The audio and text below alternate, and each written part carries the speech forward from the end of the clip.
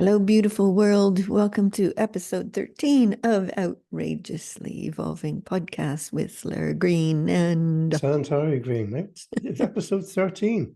That's episode outrageous 13. in itself. And you know what? We've topped 3,900 views yesterday. How about that? Bravo. I mean, again, I know that's in the big scheme of things, that's not terribly huge, but it is to us. We love it. Someone must be viewing these over and over and over again. That's all I can say. How wonderful. Thanks if you're if you're doing that. It's fabulous. So we tuned in and we said, what do we want to talk about today? And the topic that came up was falling in love with life. That was my way of putting it. And I think you had a slightly different way of putting it, didn't you, Centaur? Yes. So by way of an explanation and as an intro into this, we had a call with a few people yesterday, and someone mentioned about Star Trek and how the Star Treks are very, very much the same. And the idea behind the Star Trek type of scenario, plot narrative, whatever, is to boldly go where no other blah blah blah has been before. And I was thinking, why don't we change that to forge new understandings of what it is that we don't already know, what's right there in front of us. And so I thought, what about this love for life? Um, People will talk about loves and people will talk about life in particular ways and particular contexts. And we're using the same language. We're generally using the same senses, the eyes, the ears, the taste, etc. Yeah. But more often than not, we're not looking beyond what we already know to be able to language something which is perhaps there, ready to be seen and revealed, and to be really richly embracing us, giving us something of a zest for life, giving us something that we've never tasted or understood or sensed before. And I think that's what I'm really wanting to touch on, to talk about in this podcast, something which is unseen, wants to be revealed, something which has never been considered, thought about before. And we are forging something new to be able to engage with that. Yeah. Beautiful. I think for me, falling in love with life too isn't just a personal thing. It's not just for me about, oh, well, I'll be happier, I'll be more energized, I'll be more zestful, I'll have a better life. No, it's not. It's the bigger piece of it is that when you fall in love with life, you elevate yourself and everything around you and even in the world. You have more access to power and ability and va-va-voom, the drive that lets you create amazing things. I think you were talking about when we were walking the other day past this stone wall that had all these pink flowers growing out of the stone wall. And you were saying that the love of life is what lets us imbibe something into the surroundings that we see and enjoy and walk past.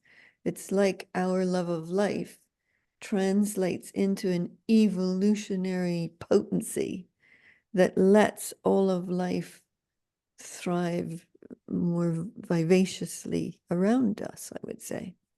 Well, if you think about when you were a child, things were new, exciting, breathtakingly endless. You were young and you had some maybe athletic abilities. You could run fast. You had great ideas about what you wanted to be, etc. And life seemed to stretch itself out. The years seemed to stretch themselves out. You were ageless. I'm talking about that agelessness, that ability to encompass everything that you see as being new and exciting, and to have a desire for a fulfillment in oneself, to be able to all the time experience life in different ways, in different settings, in different scenarios. It's almost like being on holiday all the time, Yeah, and you're going to different places all around the planet, yeah, and you're having different experiences and different tastes and sensations. You're meeting amazing people, and therefore things are always changing. They're not the same. Yeah. Going as if you're going about a daily life, meeting the same people, doing the same things, without very little reward in oneself, because that love for life is pretty nigh dear dampened down over the course of your existence. You know, I pulled up my phone because you just reminded me of Saturday. We went to the Abbey Summer Open Day. And the first thing we encountered when we came in was this picture, which I'll put there now. Oh, yes, beautiful. And it was this wonderful lady dressed up in a kind of princess fairy costume with a great big bubble net. And the children were like laughing and chasing and bursting bubbles and going, oh my God. And it was like the love of life. And that was it wasn't quite the first thing we encountered, but it was one of the first things we encountered as we walked in. And it just filled the air with this joie de vivre, this excitement, this joy that then pervaded the whole event as we walked through. It was just an extraordinary thing for one person to put on a princess dress and do a bubble net for kids. You know, it was like, wow. And of course, for onlookers, it's like, oh, isn't that nice? Look at the children having fun, etc. Yeah, But you've got to enter into the play of it. yeah, And that's the thing which adults sometimes forget, to enter into the play of the becoming of something new, a new experience, yeah, a zest, which suddenly you remember, oh my God, I have that feeling still. And of course, it doesn't really go away. It's that the perhaps a monotony of seeing the same things and doing the same things daily seems to push that ability to be able to renegotiate what it is that you're seeing, sensing, experiencing, expressing. That somehow it's got lost. It's got lost in this translation of trying to understand what we're here for. yeah, And we've got to almost like forget all the things that we were trained to do in schools and told to do by parents, and remember that there is a zest which still wants to be here. It doesn't want to be extinguished, it wants to express. And yes, that feeling, I think, is when we go to a place like Glastonbury and we see these events put on, not just but for the adults as well. But the gay costumes, but I use the word gay, meaning colorful and eventful, and almost like being a comic con sometimes, where you're role playing something which expresses you, but you're with other people who are doing the same. yeah, And the expression of us really is limitless. I got to say that right up front. If you think that you're a person labeled in a particular way and you're trying to be that person all the time, then again, you have lost the plot. you know, you're talking about that. And here's a lady who was dressed as a sunflower queen from Saturday as well. And just the joy of seeing her in the street and in the Abbey grounds was just delightful. And then, of course, we raced over and said, can we take your picture? And she was like, yes. And she was just like full of that joie de vivre. But having said all that, I want to talk about it on another level as well, because my love for life isn't just about the joy, the play, the zest, the energy, the power. It's a relationship I have with life in all caps. And I would say life in all caps for me relates to the universe, creation, the thrivingness of nature and stars bursting in the universe and all of it. Like it's life bursting at the seams, if you will. And it's my love of life in all caps that lets me move into the evolutionary creations that I do. It's also what lends me the flow of genius the flow of power, the masteries that I didn't know were possible to have, etc. It's what gifts to me an ability to be so much more and to do so much more for the world and the universe than I believed I could do when I have that relationship, that partnership with life in all caps. And I think you've also got to introduce another dimension into this as well, because people think that, well, I got born, here I am, I die. There we go. Not really considering that you might have come from a different place.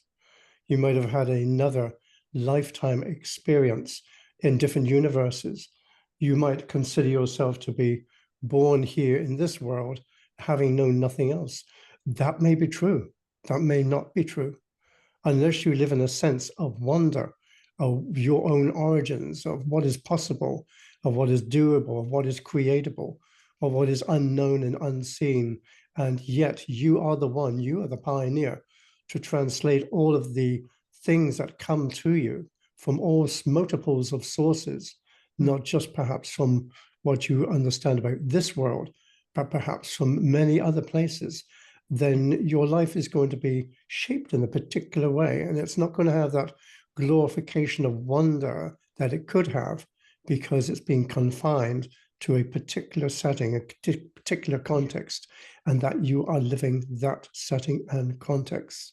Yeah. So what I'm saying is you've got to really be the Star Trek adventurer, exploring new understandings about what is and what can be, so that you yourself are completely unfolding you in the great glory of all of everything. Yeah. And I would say, you know, for people who may not be in that space of thinking they're able to fall in love with life, I would pass on maybe a few tips for that. I think that if you can even pretend or imagine that you can be in love with life, you become in love with life. You become more energized. I think if you can look around you and revel in the beauty of creation, of life surging, of nature, of the creative people who create art and music and dance and poetry and make beautiful things for us to, if you can revel in those things, it gifts you a love for life. And so I guess I almost want to say to people who might feel that they're not in the space for that, to kind of fake it till you make it. because it's what will take you into a whole new place. It's like listening to the music of the universe that enchants you and elevates you into a new space of living, of being in life, of being powerful, of being creative. It's a dance almost, in my way of seeing it. It's an enchantment that not only you can gift yourself, but that you can gift to the world around you, because most definitely when I'm in love with life, everything surges around me. Everything becomes more beautiful, more wondrous, more playful, more exhilarating. And I think to be able to walk like that is a gift to the world and to all the beings in it. So, yeah. Which I would add just something very simple. Each of us are a miracle. Trillions of cells brought together, Yeah. having a consciousness of being in form, a consciousness of having senses to express and to experience, but a Yes. miracle nonetheless, which sometimes doesn't get explored at all, but accepted as something that just is, this miracle of being alive. Yeah. And that, I think, might be the topic for another podcast. The miracle of being alive. I love it. Okay. I guess we'll stop right there as we wish you all a love of life and send to you all our love of life and for creation and beauty and wonder to elevate in everything you are and everything you're up to in the world. So once again, thank you for listening and watching. We very much appreciate it. Have a magical, wonderful day, week, month, and life, everybody. Lots of love. Catch you on Bye. the next one.